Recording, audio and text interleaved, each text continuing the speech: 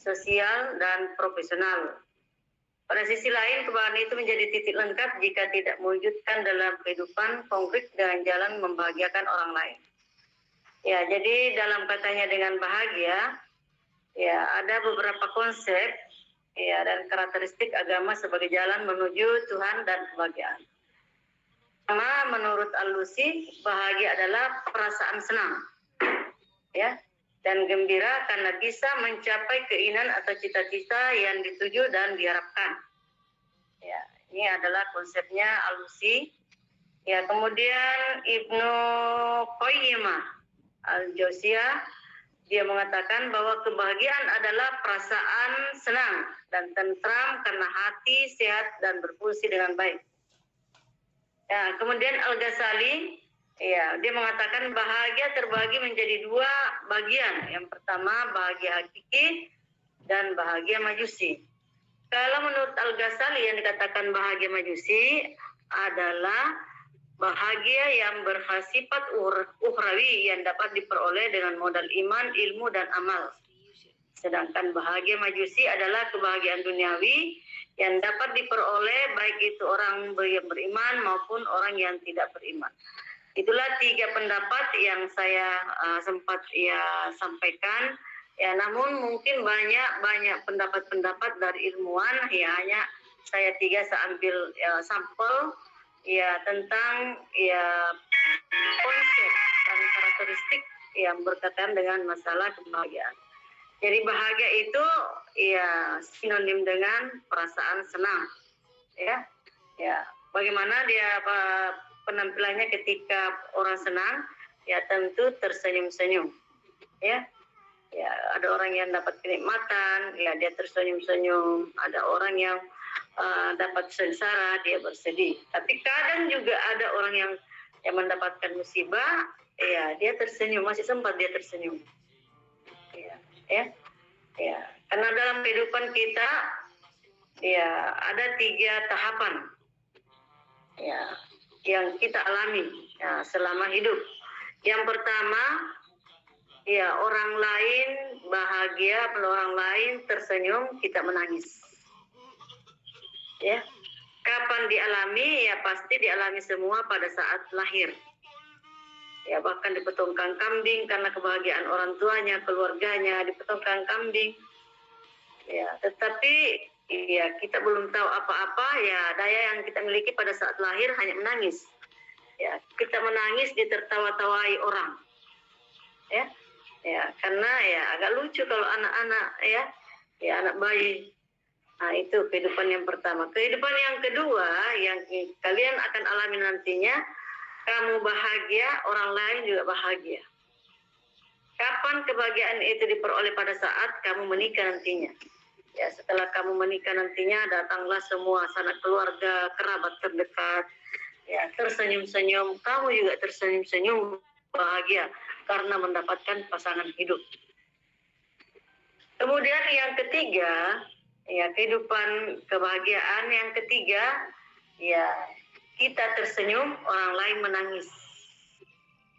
Ya, pada saat kita meninggal nantinya dalam keadaan husnul khatimah, orang tersenyum. Yang meninggal itu ya tersenyum, orang yang meninggal husnul khatimah, ya orang lain menangis. Kenapa orang lain menangis? Karena kehilangan salah satu anggota keluarganya. Maka itulah tahapan-tahapan kehidupan yang kita alami di dalam kehidupan ya dunia ya. Ya, jadi masalah kebahagiaan ini adalah relatif. Ya, masalah kebahagiaan itu relatif. Ya. Kenapa saya katakan relatif? Ya, kadang kita bahagia ya diselingi juga perasaan-perasaan yang sedih. Ya. Ya. Ini hari bahagia, belum tentu bahagia di siang hari. Jadi nikmatilah kebahagiaan-kebahagiaan pada saat kamu ya merasakan kebahagiaan itu. Karena disinilah letak keadilan Allah, bahwa Allah menciptakan secara berpasangan. Kadang ada orang yang sedih, kadang juga dia bisa bahagia. Ada orang yang bahagia, kadang juga ya mendapatkan kesedihan. Itulah ya suatu aturan-aturan yang diatur oleh Allah ya sebagai sunnatullah, ya. Jadi kehidupan manusia ini ya berubah-ubah. Ya, kadang dapat rezeki, ya kadang tidak dapat rezeki dalam satu hari. Ya. Ya, bisa saja ya ini hari kita dapat kenikmatan, besok kita tidak dapat kenikmatan. Ini hari kita bisa makan, belum tentu kita bisa makan besok. Ya, kita tidak bisa pastikan bahwa apa yang kita alami sekarang ya kita nikmati, tetapi belum tentu bisa dinikmati besok. Ya, itulah ya yang dikatakan bahwa kehidupan manusia itu berubah-ubah. Ya, dari pengertian yang tadi ya dikatakan oleh Al-Lusi bahwa perasaan senang dan gembira karena bisa mencapai keinginan. Ketika seseorang itu mencapai keinginan ya terhadap apa yang diinginkan, ya dia sangat senang, dia sangat bahagia karena berhasil. Taruhlah semacam kamu nantinya ya setelah kuliah mendapatkan nilai yang bagus, ya taruhlah semacam pada matkul kuliah pendidikan agama, ya setelah kamu lalui semua, mengikuti semua tugas-tugas yang diberikan, ya keluar nilainya ya dapat A, ya kamu sangat senang.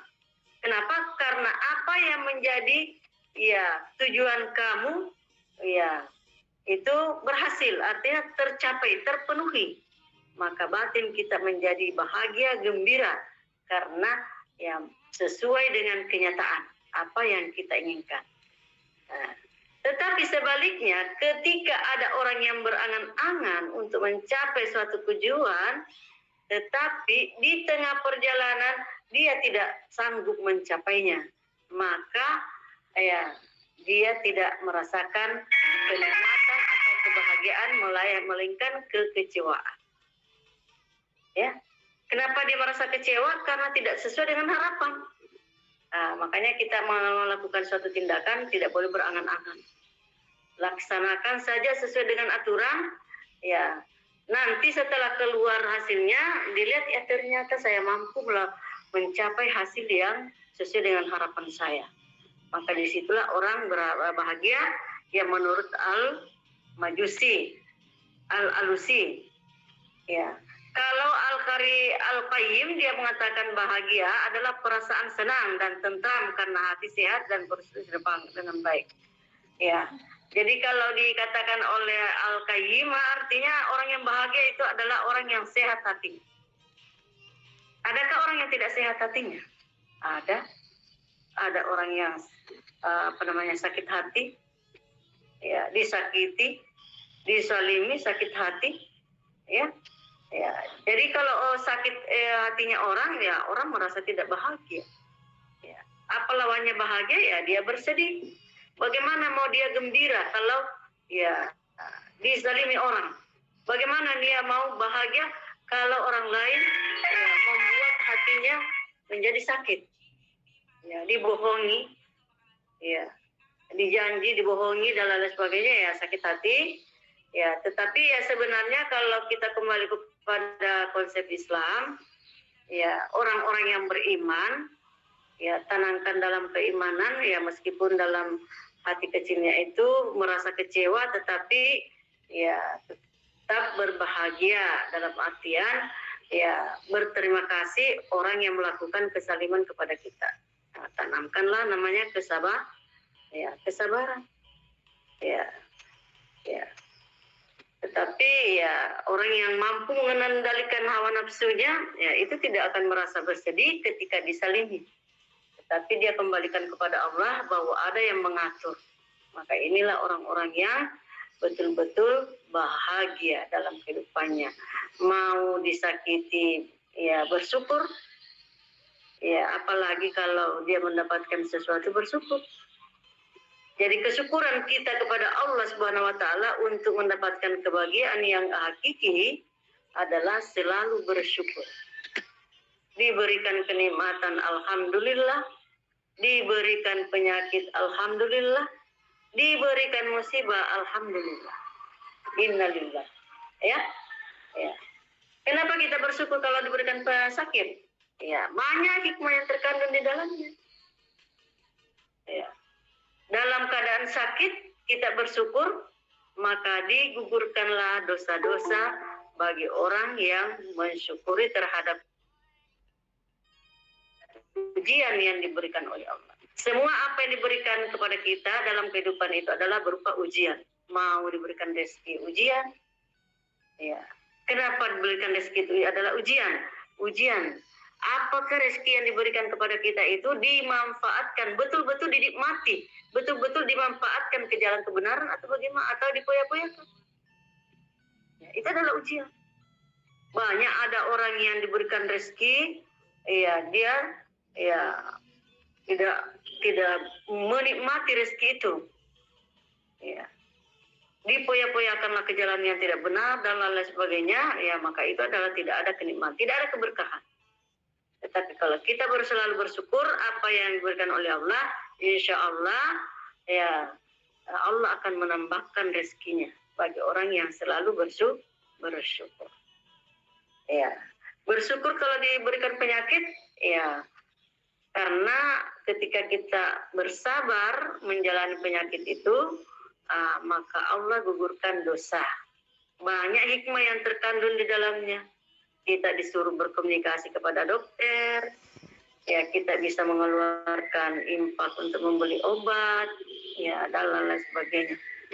Ya, yang tadinya mungkin kalau sehat tidak pernah ke dokter, ya nanti sakit, ya tiba lagi realnya pergi konsultasi ke dokter. Berarti ada jalinan hubungan komunikasi antara manusia yang satu dengan manusia yang lain. Itu sudah diatur oleh Allah bahwa kamu tidak pernah berkomunikasi dengan dokter. Diberikan penyakit lah seluruh kamu, ya supaya kamu bisa ya berkomunikasi dengan dokter. Ya kasihan juga dokter itu. Kalau tidak ada orang yang sakit, ya tidak ada yang mau diobati. Ya, tidak kerja itu dokter kalau tidak ada orang sakit. Tapi mustahil dalam 1 detik tidak ada orang yang sakit. Yakin dan percaya bahwa dalam 1 detik ada orang yang lahir, ada orang yang sakit, ada orang yang meninggal. Hanya saja kita tidak tahu siapa orangnya atau di mana tempatnya. Kenapa? Ya karena dunia ini luas. Kita tidak bisa tahu semua ya di mana. Ya orang itu apakah di Amerika, apakah di Jakarta, apakah di Bulukumba, di Sopen dan lain sebagainya. Luasnya wilayah ini. Ya, dalam satu wilayah saja perkampungan kita tidak tahu, ada dusun-dusunnya, sampai lorong-lorong tikusnya ada, kita tidak tahu. Ya, jadi sehingga ya kita yakin bahwa dalam 1 detik itu ya ada orang yang lahir, ada orang yang sakit, ada orang yang meninggal, dan ada orang yang mendapatkan musibah, ada orang yang mendapatkan berbagai macam kenikmatan. Hanya saja kita tidak tahu siapa orangnya dan di mana tempatnya. Kita yakin. Ya.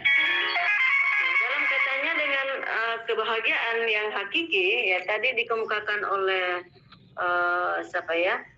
Al-Ghazali bahwa dia mengelompokkan masalah kebahagiaan itu ya 2 bagian.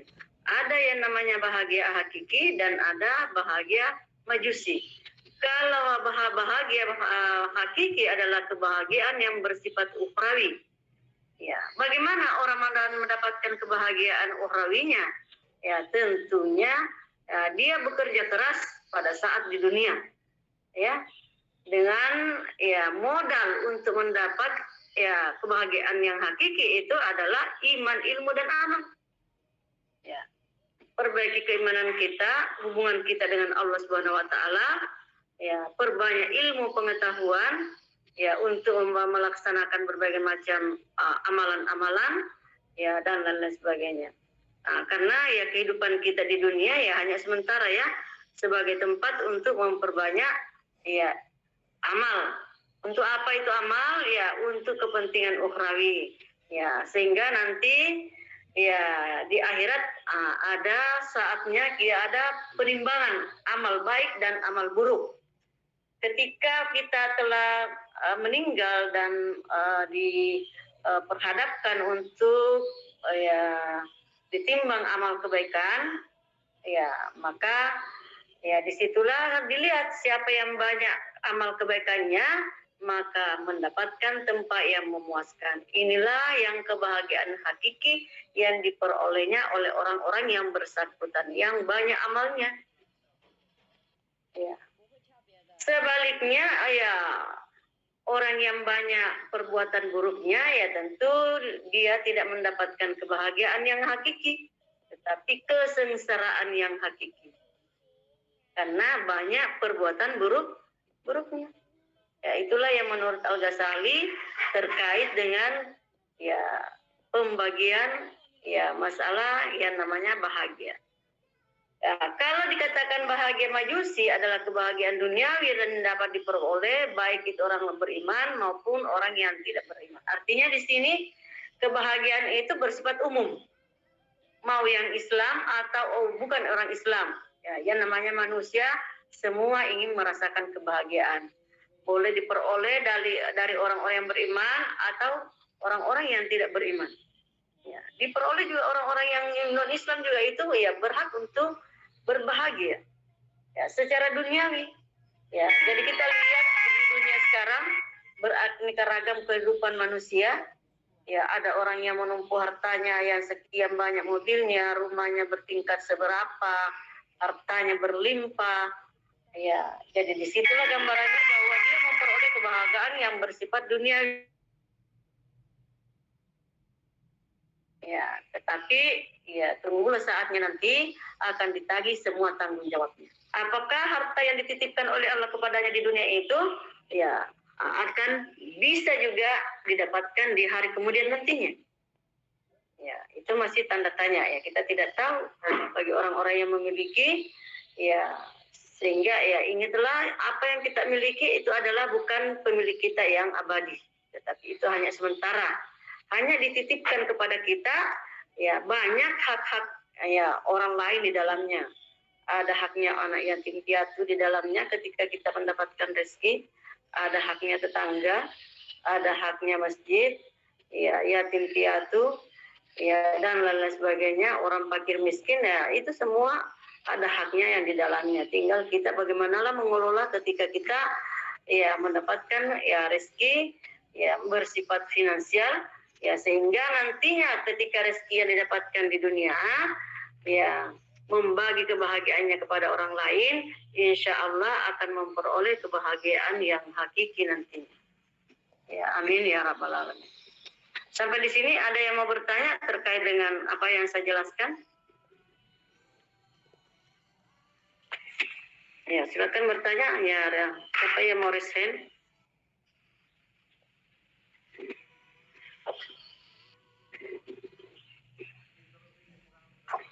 Ada yang mau bertanya?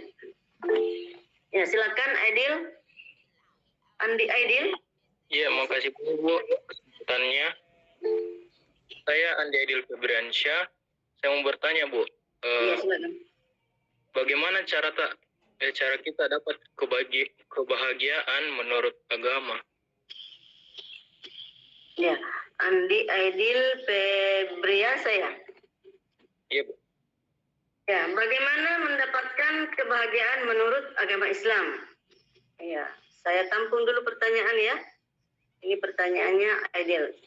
Ya, ada Wahyuni Etsa, silakan Wahyuni. Apa yang mau ditanyakan Wahyuni? Baik Ibu, saya Wahyuni Tasapira. Terima kasih atas kesempatannya. Ibu, saya ingin bertanya masalah kebahagiaan. Pertanyaannya, bagaimana pendapat Ibu perihal orang-orang yang ada kesehatan mental, di mana mereka yang ada masalah kesehatan mental, di mana mereka bisa bahagia atau bisa sedikit tenang apabila melukai diri sendiri, kayak biasa juga gimana Bu? Biasa kayak merusak diri sendiri supaya mereka bisa bahagia, Ibu. Bagaimana pendapat Ibu? Terima kasih. Itu ini ya bagi orang yang mempunyai kesehatan mental ya. Ya. Dea Aurelia. Baik Ibu, terima kasih atas kesempatannya. Pertanyaan saya, bagaimana dengan orang yang hanya bisa bahagia di atas penderitaan orang lain? Terima kasih. Iya, bagaimana dengan orang yang bahagia di atas penderitaan orang lain? Baik, ya. Masih ada yang resen? 3 orang saja dulu ya. Ya, jadi saya akan menjawab 3 pertanyaan. Ada dari Andi Aidil Febriansa tadi, ada dari Wahyu siapa? Ya, Yuni Etsa siapa? Saya lupa lagi namanya. Wahyuni ya? Iya, Bu. Ada dari Wahyuni, ada dari Dea ya. Ya, jadi kalau pendapat saya ya terkait dengan pertanyaannya ya Andi Aidil Febriansa ya ia mengatakan bagaimana menurut agama untuk bahagia. Bagaimana cara untuk mendapatkan kebahagiaan menurut ya ajaran Islam. Ya, satu intinya ya dalam Islam ya cara untuk mendapatkan kebahagiaan, baik kebahagiaan dunia maupun kebahagiaan yang hakiki adalah selalu bersyukur. Ya, itu satu yang dapat untuk memperoleh kebahagiaan. Kenapa? Ya, saya katakan demikian, kalau orang yang selalu bersyukur, ya telah ditentukan, telah dijelaskan oleh Allah bahwa ketika hamba saya diberikan sesuatu kepada mereka, lantas dia bersyukur, maka akan saya tambah kenikmatan kepada mereka. Ya. Karena semacam kita mendapatkan rezeki bersyukur, alhamdulillah. Ya, maka Allah akan menambahkan kenikmatan itu.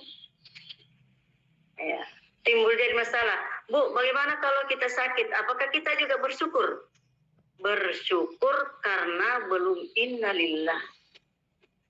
Kalau kita bersyukur, ya kita diberikan musibah, lantas kita bersyukur, maka digugurkanlah dosa-dosa kita. Bagaikan pohon kayu yang ditiup angin, bergugurlah daunnya. Maka itu kita akan bahagia.